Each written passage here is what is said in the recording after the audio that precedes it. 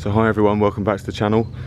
Now, following on from the last two videos about these wheels regarding the rim choice and the hub choice, I've now built them up. I've been riding them for a couple of months, so I wanted to give you a quick review on this custom build. Light bicycle rims with DT240 rear and Tune King front hub. I explained in the last video about why I chose the rims and the hubs for this build, so I'm not going to go too deeply into detail about that, but I'm just going to give you my thoughts on the performance of them basically after I've built them up. In summary, I really like them for the money. They're absolutely amazing. Amazing value. All the spoke tensions front and rear are really equal, which means all the drillings in the rims are fairly high tolerance. I've got a whole series of videos on custom build wheels and how to do it, and spoke tensions, hub choice, how to actually build a wheel, 2-cross and 3-cross. So if you look through my videos, you'll find that. I'm not going to go into detail on that now because that was a really long series of videos. So if you want to know technical details about wheel building, go and look at those videos. I've gone for 28 holes on the rear rim just for a bit of extra robustness. Obviously, I've got a big brake rotor on there. I've got 160 on the back, so I'm quite heavy, so I want 160 front and rear for braking. So I just wanted a few extra spokes to share the torque from the braking and also the opposite torque from the power transfer. Now, I live in a very hilly area. If the wheel RPM is low and the power is reasonably high, then the torque on the rear wheel for that equation must be quite high. So I went for 28 spokes on the rear just to keep it in true a bit longer, a bit lower maintenance if I've got a few more spokes on the rear. Now, because the rim is so stiff, it's 65mm this rear rim, 28 holes, it does make the wheel really stiff, like side to side. Obviously that's what I want, but it's also very stiff up and down. So if you're wanting to build a really compliant wheel, maybe you could get away with 24 spokes laced differently on the rear wheel. As I've got it here, it's very, very stiff. It feels great for sprinting, great for climbing, but it is very stiff, not so comfortable. On the front, I've got kind of 24 holes, which is pretty standard for a disc wheel. So on the rear, I've got a 65mm deep rim, like a U-shaped profile. It's nominally 25mm, but it's actually wider than that. It's about 27mm at its widest point. And on the front, I've got 55 deep. Now, in hindsight, it really doesn't matter. There's no real difference between the two. The rear one is slightly heavier. It's just an aesthetics thing. I could have gone 65mm front and rear or 55mm front and rear. Actually, the front rim is noticeably lighter than the rear one. It's about 40 grams lighter than the rear one. So I probably should have just gone 55-55, because by the time the airs hit the rear wheel, it's so disturbed and corrupted and turbulent that actually going deeper on the rear wheel isn't so important. Obviously, this doesn't feel like a lightweight climbing bike like the SuperSix was designed to be. It does feel a bit kind of flywheely with these wheels on. They're not the lightest. I haven't actually weighed them yet since I built them up, but I presume they're about 1600 grams, possibly a bit over. So I'll weigh them accurately and I'll update the video with the actual weight. But yeah, I didn't pick these for lightweight. Deep profile, pretty sturdy hub for the rear, 28 holes. Actually, the front wheel is really light. It's a Tune King hub, and that's actually one of the lightest disc hubs I could find. You know, within a reasonable budget, I could have gone crazy and spent money on extra light hubs. But now the thing is with the front hub, it's very stiff. It's got a very stiff axle. It's a very large diameter axle, and it's got very high flanges. It's probably not the best for aerodynamics because the barrel of the hub, like the center of the hub, is really big. It's a big cylinder, which isn't great for aerodynamics, and you know, the flanges are pretty big, pretty obtrusive to the wind. But apart from that, it's seriously stiff. I think it can actually be used for mountain bike applications, the Tune King. And the diameter of the axle, I think, is 17mm OD. Might have got that wrong, but anyway, if you go back to my hub videos, you'll see how big the axle is. The only thing is with this hub, when I got out of the box, is that I noticed the sort of unloaded friction was quite high.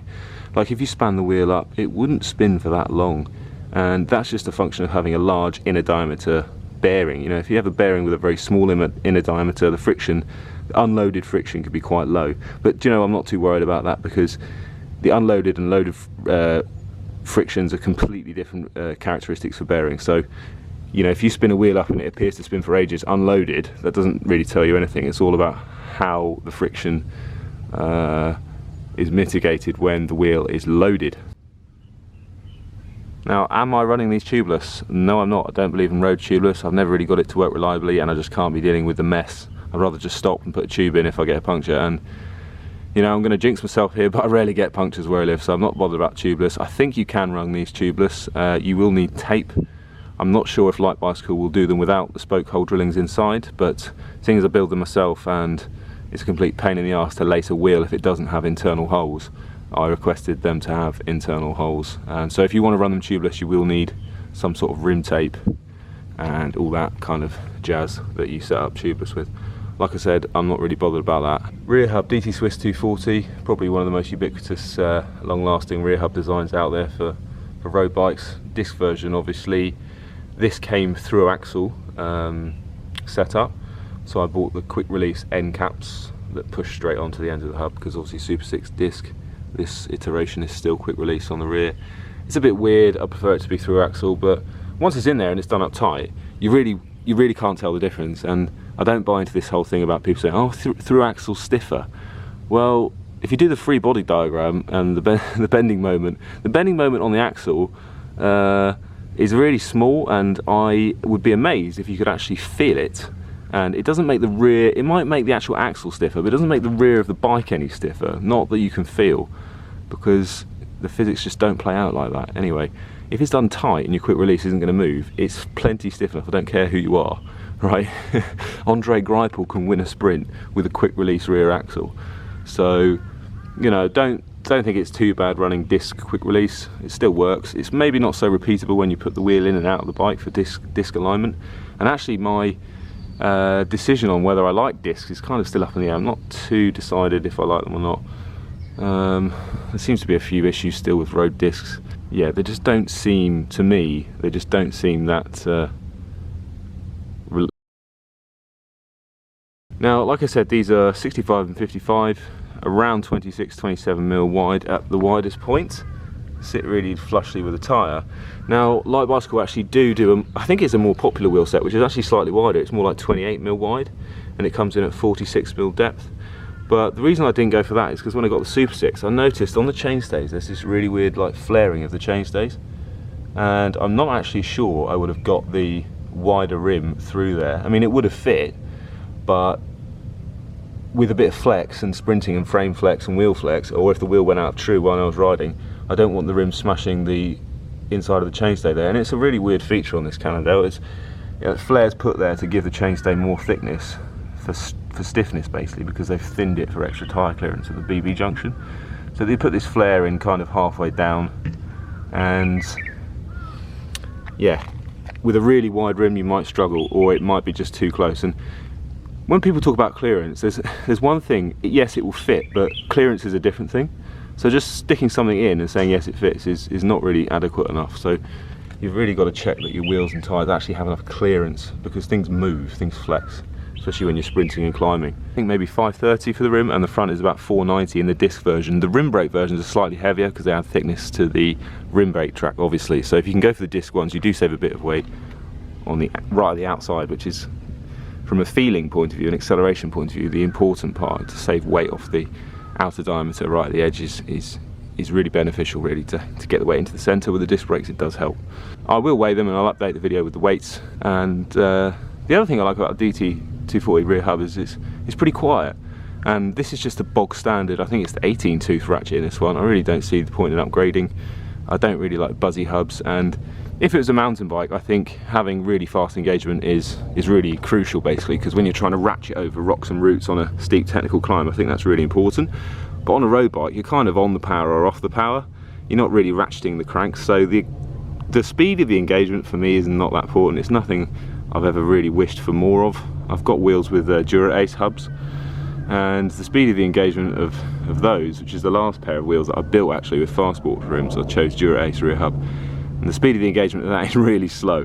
But it's never bothered me. It's like, once you're pedaling, you don't stop really until you're really off the gas and coasting. So don't be fooled into thinking you need like these 54 tooth ratchets, because at the end of the day the ratchet teeth get smaller and they actually get a bit more fragile, so they're easier to strip.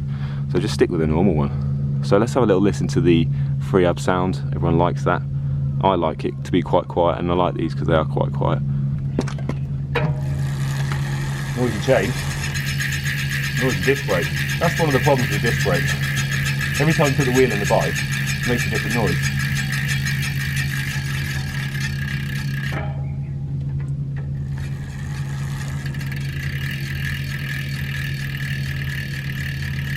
They're pretty quiet. So that's it for these little review. I will update it if anything goes wrong with these rims, but so far I think the price of the rims was great. I got the pair for about 350, 360 US. I found the hubs two different places online, got a good deal on them. I think the rear I got from bikecomponents.de, and maybe the same for the front one. I think they both came from Germany anyway. I think Tune from Germany, and what with the great euro strength at the moment, if you're buying in another currency, you'll probably get quite a good deal on them. So thanks Brexit, thanks for hammering the euro, made these a little bit cheaper for me, and yeah, give them, well, I can't actually fault them at the moment.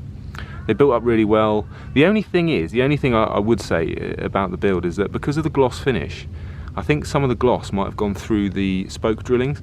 So when I was putting the nipples in from the other side of the rim, when I started to get to really high tensions, like over 110 kilos, there was loads of friction on the nipple head, and I think it's because the gloss finish is kind of like, not sticky, but I think it's quite high friction inside the rim when you start bearing down to it with the nipple head under a lot of axial load from or a lot of tensile load from the spoke. It's quite a high friction surface to actually turn the nipple head against. So if I was to do it again, I'd probably really lube the nipple heads up more with a bit of grease or a bit of oil, just to get them to seat in easier and bring up those tensions easier. Because when I was bringing up the tensions really high, you know, it was getting really hard on the spoke wrench. So if I was going to do them again, I'd really well lube them up. That might not be a problem with the kind of matte finish rims. Might be a bit slightly less friction on the nipple head, but that remains to be seen. But I love the finish of them. As I said in the last video, when I reviewed the kind of quality of the rims, there's no fibres that have been pushed through by the drillings. The inside, I've gone in there with the torch on the internal kind of layup and had a look at the compaction, and it looks really good. Can't see any loose fibres or fibres that have been broken by the drill coming through to do the nipples or the spoke holes. So yeah, apart from that one little issue, I'd probably give them 9 out of 10 so far. Cheers.